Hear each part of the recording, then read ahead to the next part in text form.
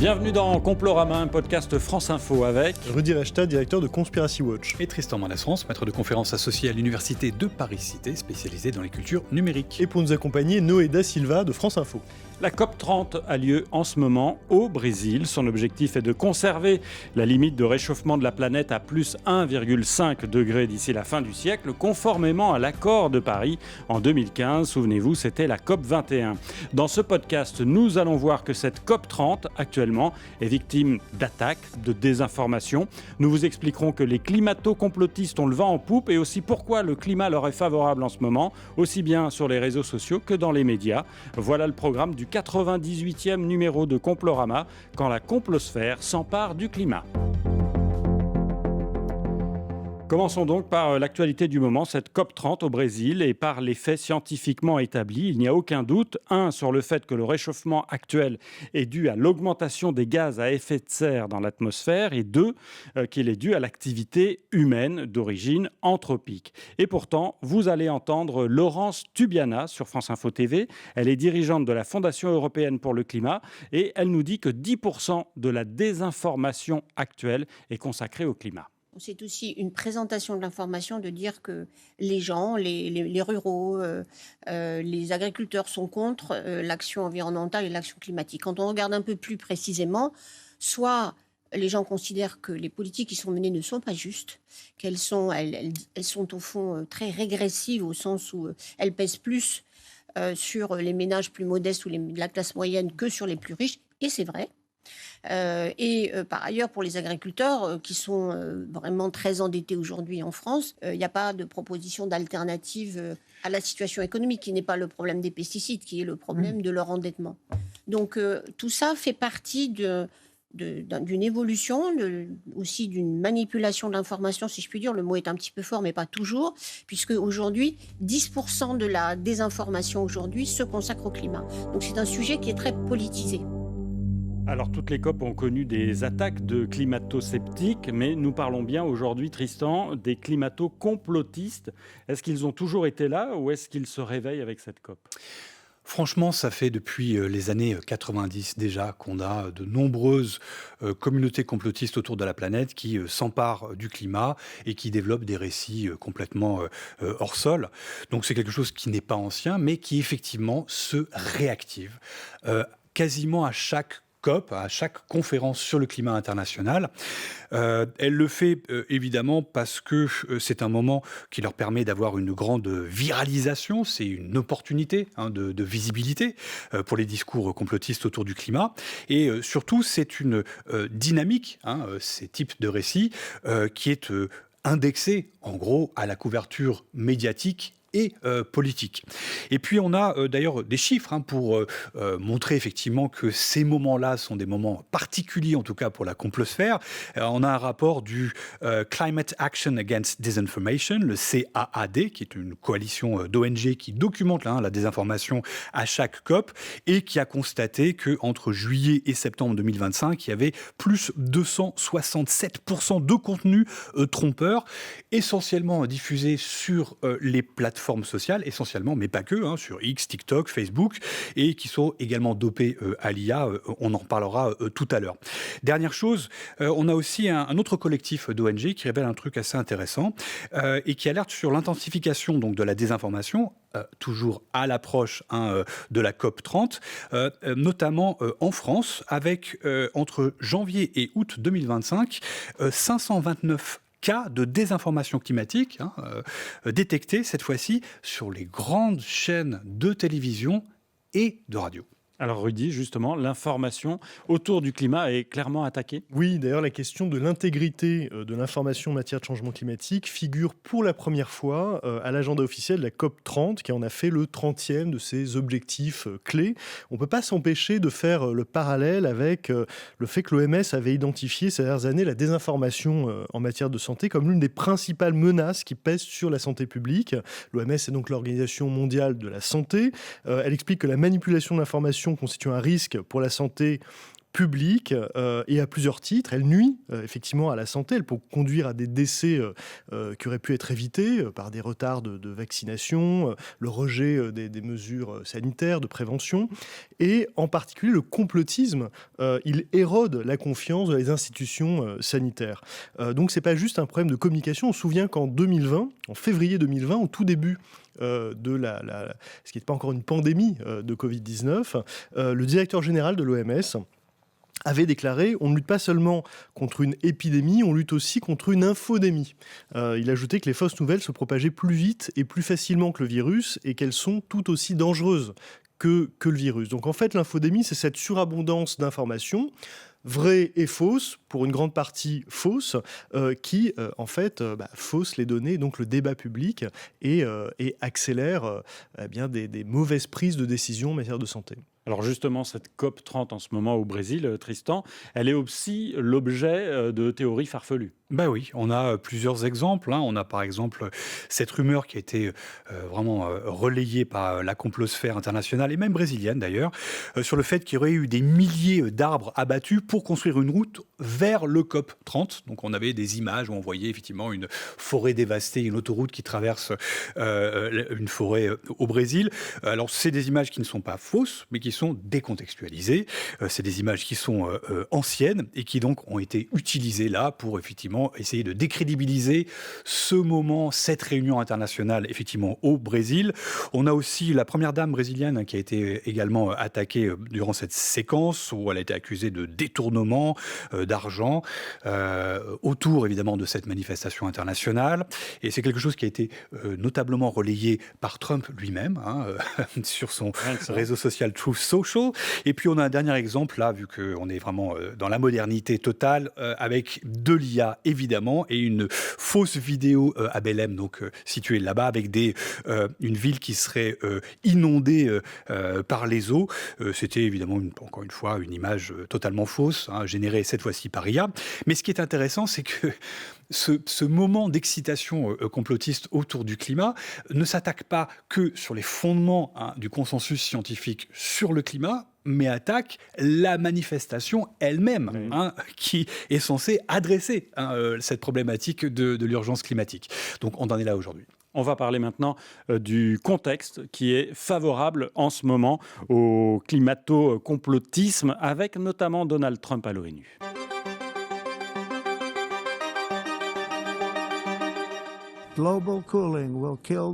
Vous savez, autrefois, on parlait de refroidissement climatique. Si vous regardez dans les années 1920 et 1930, ils disaient que le refroidissement climatique allait détruire le monde. Il fallait faire quelque chose. Puis ils ont dit que le réchauffement climatique allait détruire le monde.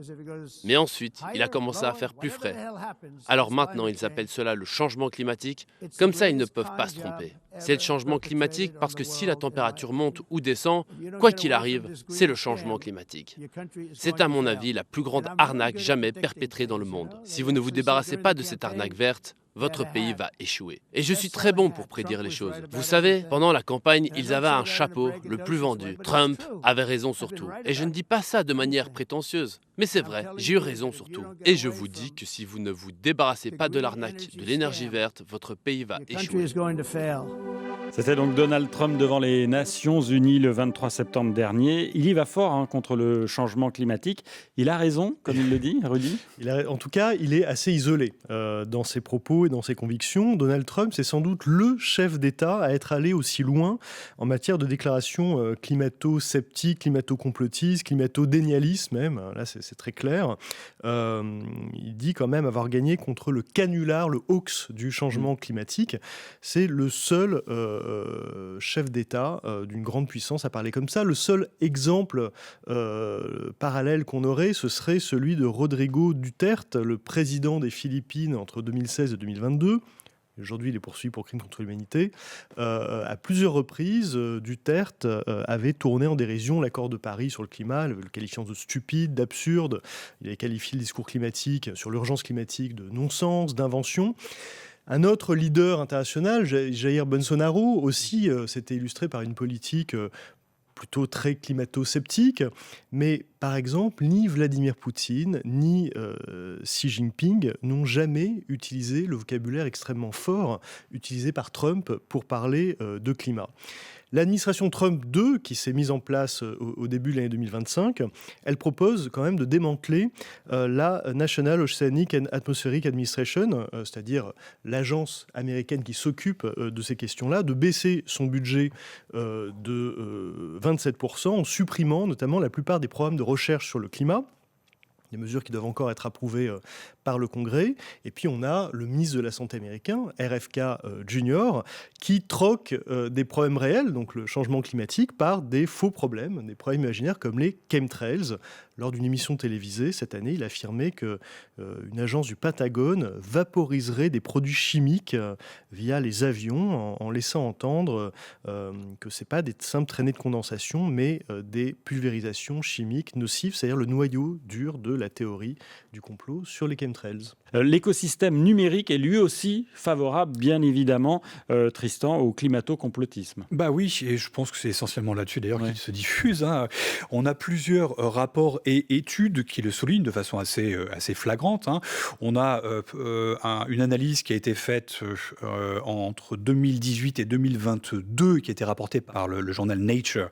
Une analyse donc de 20 millions de posts entre 2018 et 2022, des posts publiés sur Facebook, Instagram, X et YouTube, et qui constate qu'il y a un engagement croissant vers des sources de désinformation climatique, alors qu'il y a un engagement quasi stable vers les sources scientifiques sérieuses. On a aussi le programme des Nations Unies pour le développement qui avait publié un rapport en mai dernier et qui pointe cette fois-ci le fait que la désinformation climatique est poussée par des chambres d'écho, par des biais algorithmiques et par l'usage stratégique sur les plateformes sociales, notamment d'acteurs malveillants qui sont motivés, qui ont des objectifs soit idéologiques, soit politiques ou soit financiers. Mais l'étude la plus intéressante à mes yeux date de 2020, même si elle date un tout petit peu, elle concerne YouTube. Et c'est une étude qui porte sur plus de 5000 vidéos et qui montre que lorsqu'on faisait une recherche sur le terme réchauffement global, eh bien 16% des vidéos qui vous étaient suggérées algorithmiquement étaient plutôt climato-sceptiques. Même chose lorsqu'on faisait des recherches sur changement climatique, eh bien YouTube vous renvoyait 8% de vidéos climato-sceptiques et plus significatif encore, lorsque vous recherchiez des informations sur la manipulation du climat, 21% des vidéos qui vous étaient présentées étaient des vidéos pour le coup climato-complotistes autour des chemtrails, du contrôle climatique ou de la géo-ingénierie secrète ou cachée, etc. Dernière chose, les vidéos qui vous sont suggérées après que vous ayez regardé une première vidéo, ça s'appelle la vidéo suivante. Là, ils ont constaté également que ça poussait massivement les utilisateurs vers de la désinformation climatique. Et puis j'imagine, Tristan, qu'il y a aussi, là encore, le rôle des intelligences artificielles.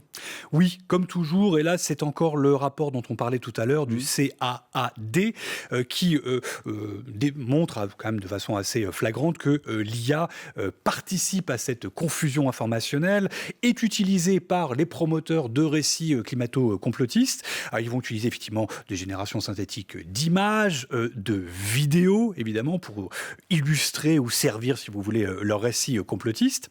Mais encore plus intéressant, on a la revue Scientific American du 8 juin 2024 qui a dénoté le fait qu'entre mai et décembre 2023, il y avait une multiplication par 10 du nombre de sites de désinformation climatique publiés en ligne. Donc une masse absolument folle de faux sites qui poussent des récits climato-sceptique ou climato-complotiste, et qui est une masse énorme, évidemment, d'informations auxquelles on va être exposé lorsqu'on va en ligne ou rechercher de l'information, et qui peut être aussi, cette masse d'informations, utilisée pour empoisonner les données d'entraînement des IA elles-mêmes. C'est une pratique que connaissent bien les Russes, qui ont multiplié les faux sites pour que les IA s'y entraînent et évidemment orientent le narratif des IA. On en est là aujourd'hui.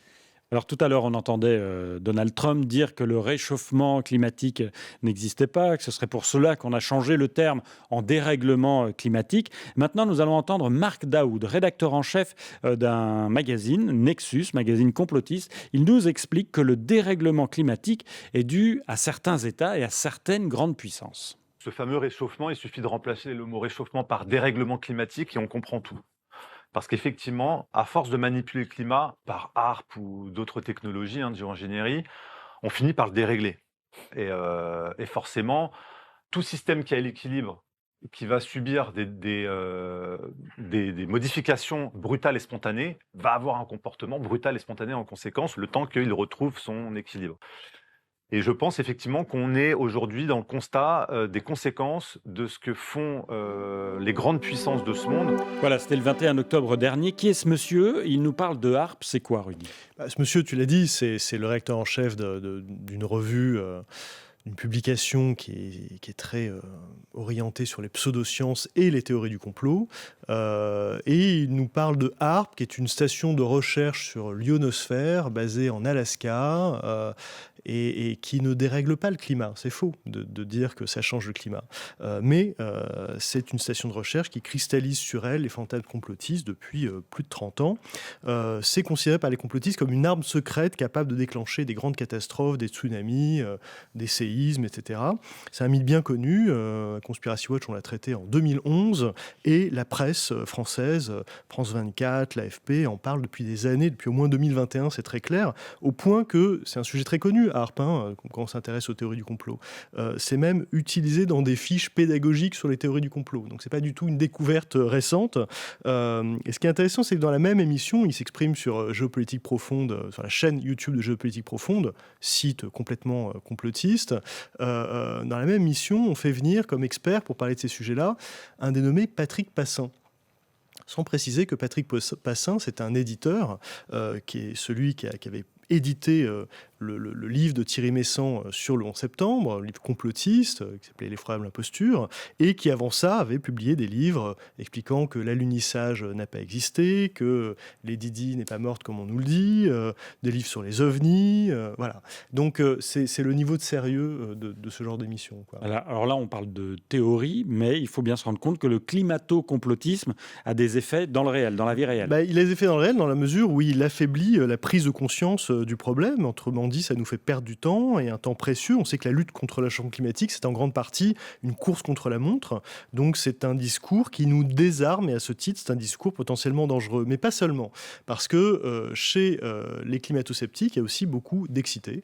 Et ceux qui mouillent un peu le maillot pour lutter contre cette désinformation, je pense à Serge Zaka, qui est spécialiste de ces questions-là, et qui régulièrement s'exprime sur les réseaux sociaux, sur X en particulier, pour démonter les mythes complotistes, les fake news sur le climat. Eh bien, il a été menacé de mort, de manière très caractérisée, l'été dernier.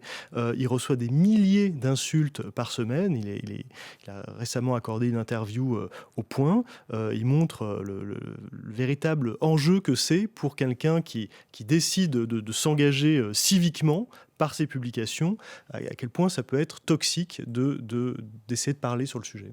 C'est l'heure de la conclusion, et on commence par toi, Tristan. Oui, alors je pense que la première chose à dire, c'est que le complotisme climatique a souvent une visée politique. Oui. Il faut le dire. Faut pas, on le voit bien d'ailleurs que du simple fait que c'est souvent relayé par des figures à la fois populistes ou plutôt d'extrême droite, à l'international par exemple, ne serait-ce que ça. Et c'est un corpus de croyances, mais c'est aussi une arme politique. Je crois qu'il faut aussi le percevoir comme ça. C'est rarement, disons, une simple remise en cause du consensus scientifique. Il y a une visée derrière, c'est de condamner les politiques de nos gouvernements et de s'attaquer à nos gouvernements sur ces questions-là. Rudy ? Oui, moi, il y a deux idées que je retiens. D'abord, ce qu'on appelle la posture contrarienne. Le contrarianisme, qu'est-ce que c'est ? C'est l'opposition de principe au consensus. Et cette opposition de principe, elle est érigée vraiment en grille de lecture systématique du monde. Tout ce qui fait autorité, expertise est contesté parce qu'on prend le contre-pied de ça. Et on sait que cette attitude-là, elle est corrélée à une adhésion, une propension au complotisme. La littérature en psychologie sociale l'a montré à plusieurs reprises. Deuxième point, et c'est le dernier, c'est ce paradoxe quand même très grand dont on vient de parler dans cette émission, entre d'un côté un discours climato-sceptique qui déréalise des vrais problèmes, des vraies questions, des sujets brûlants, et en même temps une hyper-vigilance sur des faux problèmes, des problèmes artificiels, que ce soit HARP ou les chemtrails, qui, jusqu'à preuve du contraire, n'existent pas. Merci messieurs, merci Tristan Mendès France. Merci à tous. Merci Rudi Reichstadt. Et sans oublier, à la technique, Sylvain Latu au son, Théo Gomard, Floriane Bercani à la vidéo. C'était, tenez-vous bien, le 98e numéro de Complorama. À très bientôt.